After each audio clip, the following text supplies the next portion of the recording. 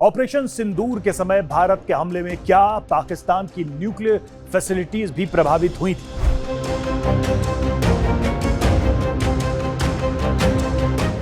भारत के पूर्व सीडीएस ने अब नए और चौंकाने वाले खुलासे किए हैं। भारत, जो कि ऑपरेशन सिंदूर में सिर्फ आतंकी ठिकानों को निशाना बना रहा था, इस पूरे ऑपरेशन में न्यूक्लियर फैसिलिटी के टारगेट पर आने की बात कहां से आई और उसका इतिहास क्या है, विस्तार से आगे आपको बताएंगे।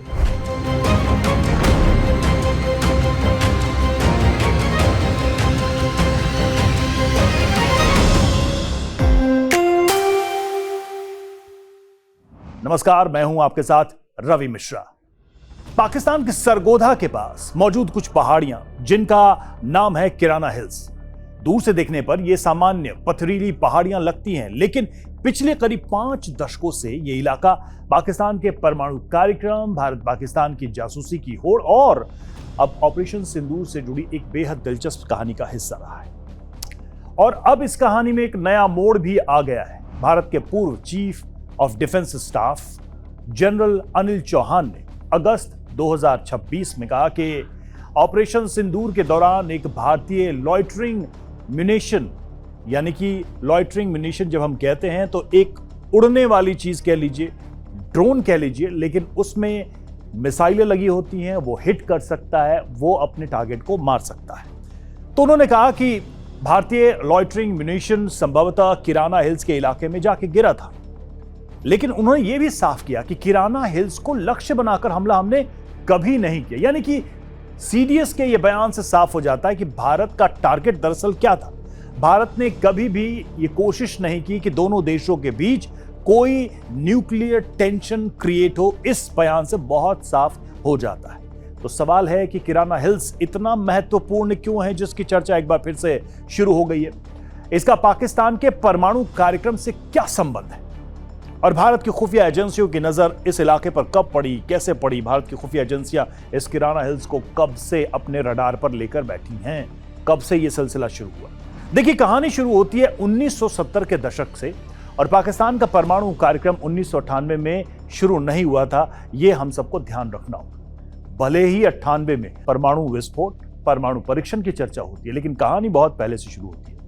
साल 1971 के युद्ध और उसके बाद बांग्लादेश के निर्माण ने पाकिस्तान की जो रणनीतिक सोच थी उसको बदल दिया। यह हार पाकिस्तान के लिए एक सदमे से कम नहीं है। फिर 1974 में भारत ने पोखरण में अपना पहला परमाणु परीक्षण किया और इसके बाद पाकिस्तान ने अपने परमाणु कार्यक्रम को भी तेज कर दिया, उसे पुश किया, उसे तेजी से बढ़ाया, क्योंकि भारत ने पहले ही सफलतापूर्वक यह परीक्षण कर लिया था। पाकिस्तान ने यूरेनियम एनरिचमेंट की क्षमता विकसित करने पर जोर दिया और इसी क्रम में कहूटा बेहद महत्वपूर्ण केंद्र बन गया। लेकिन पाकिस्तान का परमाणु कार्यक्रम सिर्फ कहूटा तक सीमित नहीं था, यह भी हमें याद रखना होगा।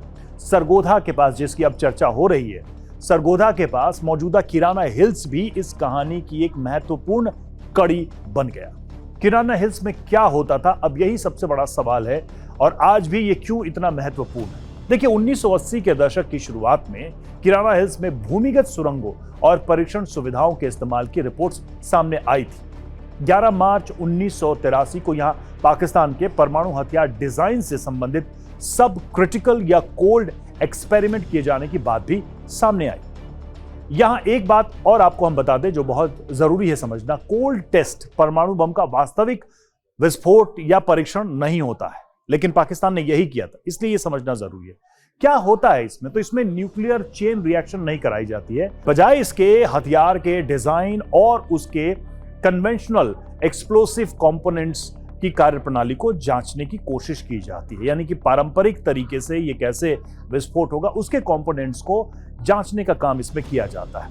सीआई के डीक्लासिफाइड इमेजरी रिकॉर्ड्स जो आए थे दुनिया के सामने, उसमें भी 1983 के आसपास किराना हिल्स में हाई एक्सप्लोसिव टेस्टिंग से जुड़ी गतिविधियों के संकेत मिलते हैं। यानी पाकिस्तान 1980 के दशक की शुरुआत तक केवल थियोरेटिकल रिसर्च नहीं कर रहा था, मतलब सिर्फ शोध नहीं चल रहा था, वो अपने न्यूक्लियर वेपन डिजाइन को प्रैक्टिकली टेस्ट करने की दिशा में आगे बढ़ चुका था और यहीं से कहानी किराना हिल्स की तरफ मुड़ जाती है। भारत की नजर भी पाकिस्तान पर थी इस दौरान, और भारत के लिए पाकिस्तान का न्यूक्लियर प्रोग्राम सिर्फ एक वैज्ञानिक परियोजना नहीं था, ये एक स्ट्रैटेजिक थ्रेट था। और स्वाभाविक भी है क्योंकि भारत ने पहले ही परमाणु परीक्षण कर लिया था सफलतापूर्वक। भारत की इंटेलिजेंस एजेंसीज पाकिस्तान के न्यूक्लियर इंफ्रास्ट्रक्चर पर नजर रखे हुई थी, चाहे वो कहूटा पहले रहा हो या फिर किराना। कहूटा की कहानी में एक बहुत ही मशहूर दावा भी सामने आता है, बड़ी फेमस कहानी है बार्बर शॉप की कहानी। बार्बर शॉप से बालों के सैंपल लेने की एक कहानी, और जो प्रचलित भी है और फिल्मों में भी आई, भारत की कई रिपोर्ट्स में इसका दावा किया गया। देखिए, रिपोर्ट्स के मुताबिक भारतीय इंटेलिजेंस नेटवर्क ने उन जगहों से बालों के सैंपल हासिल करने की कोशिश की जहां कहूटा के वैज्ञानिक और कर्मचारी जाते थे। इन सैंपल्स के साइंटिफिक एनालिसिस से यूरेनियम या फिर रेडियो एक्टिव ट्रेसेस मिलने की बात कई भारतीय दस्तावेजों में कही भी गई है। लेकिन पाकिस्तान के न्यूक्लियर प्रोग्राम पर भारत की जानकारी सिर्फ इस एक इकलौते सोर्स पर आधारित नहीं थी। मल्टीपल इनपुट्स के आधार पर भारत पाकिस्तान के न्यूक्लियर प्रोग्राम पर नजर बनाए हुए था। 1970 के दशक के आखिर तक अमेरिकी और पश्चिमी इंटेलिजेंस एजेंसीज भी कहूटा में यूरेनियम एनरिचमेंट गतिविधियों पर नजर बनाए हुए थी। कहूटा और किराना दोनों को एक साथ समझाते हैं आपको, क्योंकि ये दो नाम ही सबसे इंपॉर्टेंट है। यहां एक तरीके से कई बार भ्रम हो जाता है नाम को लेकर। तो किराना हिल्स और कहूटा एक जगह नहीं है, मतलब कॉमन प्लेस नहीं है, अलग अलग स्थान है। कहूटा पाकिस्तान के यूरेनियम एनरिचमेंट प्रोग्राम का प्रमुख केंद्र था, और वहीं किराना हिल्स को न्यूक्लियर वेपन डिजाइन और सब क्रिटिकल टेस्टिंग से जोड़ा जाता है, यानी टेस्टिंग से इसे सीधे तौर पर जोड़ा जाता है। यानी एक तरफ पाकिस्तान हथियारों के लिए आवश्यक fissile material, radio active material तैयार करने की क्षमता विकसित कर रहा था, और दूसरी तरफ वेपन डिजाइन से जुड़े प्रयोग किए जा रहे थे, ये किराना में हो रहा था। इसलिए भारतीय इंटेलिजेंस के लिए दोनों स्थान बहुत ही महत्वपूर्ण थे। अब आता है 1998 का समय। भारत ने मई 1998 में पोखरण 2 के तहत परमाणु परीक्षण के सफल परीक्षण किए, और इसके बाद पाकिस्तान ने 28 और 30 मई को 1998 को चगाई में अपने परमाणु परीक्षण किए। इस तरीके से दोनों देश खुले तौर पर परमाणु शक्ति के रूप में सामने आ गए। लेकिन किराना हिल्स की कहानी यहां पर खत्म नहीं हुई।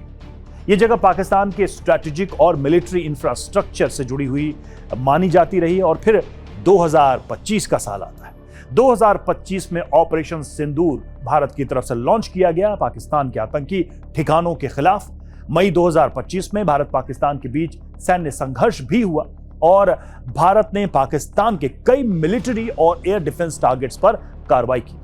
सरगोधा का जिक्र करें तो सरगोधा का मुशाफ एयरबेस सरगोधा का, वो भी इस संघर्ष के दौरान चर्चा का विषय बना रहा, क्योंकि किराना हिल्स इसी व्यापक इलाके में स्थित है सरगोधा के, और सोशल मीडिया पर यह दावा तेजी से फैल गया कि भारत ने पाकिस्तान के न्यूक्लियर फैसिलिटी को निशाना बनाया।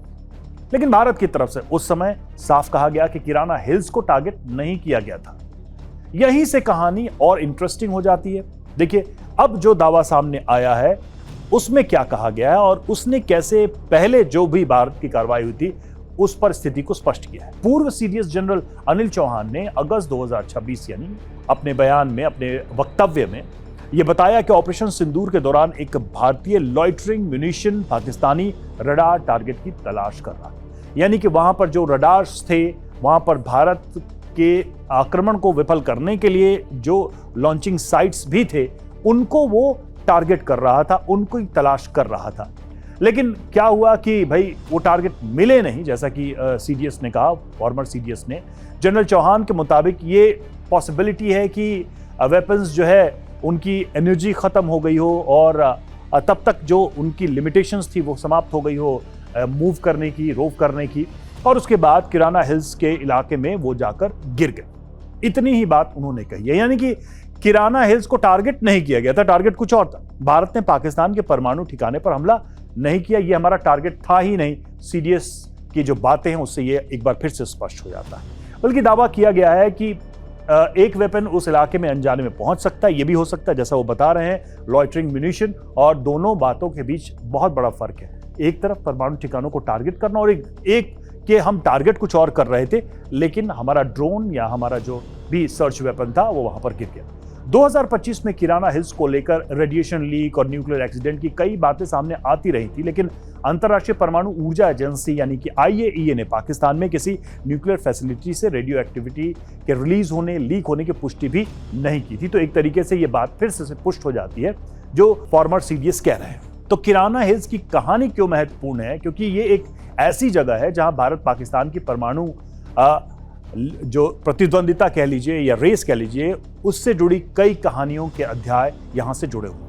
1974 में भारत का परमाणु परीक्षण होता है और उसके बाद पाकिस्तान का न्यूक्लियर प्रोग्राम तेजी से आगे बढ़ता है। 1980 के दशक में कहूटा में यूरेनियम एनरिचमेंट और फिर किराना हिल्स में वेपन डिजाइन से जुड़े एक्सपेरिमेंट्स किए जाते हैं। साथ ही साथ शुरू होती है इंटेलिजेंस की लड़ाई दोनों तरफ से, और human resource, scientific analysis, satellite imaginary, इन सब को मिलाकर पाकिस्तान के अंदर की जो गुप्त गतिविधियां हैं उस पर भारत की और दुनिया की अलग अलग एजेंसियों की नजर रहती है। कहानियां तो यहां तक भी कही जाती हैं कि इजरायल ने इराक में जिस तरीके एक संभावित न्यूक्लियर फैसिलिटी को नष्ट किया, उसके बाद उसकी नजर पाकिस्तान पे भी थी और भारत के साथ उस पूरे मामले में एक योजना भी थी जो आगे नहीं बढ़ पाई।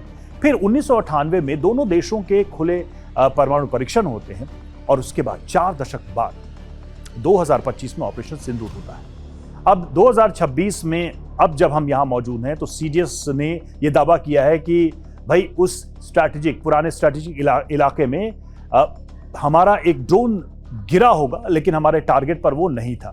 यही वजह है कि किराना हिल सिर्फ कुछ पहाड़ियों का नाम नहीं है, ये भारत पाकिस्तान की परमाणु रेस, इंटेलिजेंस वॉर और न्यूक्लियर डेटरेंस की 5 दशक पुरानी कहानी का एक प्रतीक है। और इस कहानी का सबसे बड़ा सबक भी अगर कहें तो यही है कि परमाणु हथियारों के दौर में असली खतरा सिर्फ बॉम्ब का होना नहीं होता है। खतरा यह भी होता है कि किसी सैन्य कार्रवाई को दूसरा देश किस तरह से देखता है। क्योंकि भारत ने जो एक्शन लिया, पाकिस्तान ने उसे कई तरीके से देखने की कोशिश की, तब जबकि भारत ने बार बार कहा कि न तो ये किसी देश के न्यूक्लियर फैसिलिटी को टारगेट करने के लिए, न ही उसकी आर्मी को टारगेट करने के लिए, ये स्पेसिफिक टेररिस्ट ठिकानों को टारगेट किया गया था। लेकिन पाकिस्तान ने चूंकि भारत पर हमला करने की कोशिश की तो भारत ने फिर दूसरी बार जवाबी कार्रवाई की और जिसके तहत ये सारी घटनाएं हुई। साफ है कि जब 2 परमाणु शक्तियां आमने सामने होंगी तो कैसी स्थिति बन सकती है, इसका अंदाजा भारत को भी है और भारत ने यही एक तरीके से स्पष्ट किया। तो एक गलत, ऐसे में अगर वो जो स्थितियां थी उसमें एक गलत आकलन अगर होता तो पूरा क्षेत्र जो है एक खतरनाक परिस्थिति में पहुंच सकता था। इस बात की हमेशा से संभावना रहेगी क्योंकि दोनों देश परमाणु संपन्न देश हैं। किराना हिल्स की पहाड़ियां आज तो शांत हैं, लेकिन इसके नीचे छिपी कहानी भारत पाकिस्तान में परमाणु शक्ति बनने की यात्रा की कहानी है।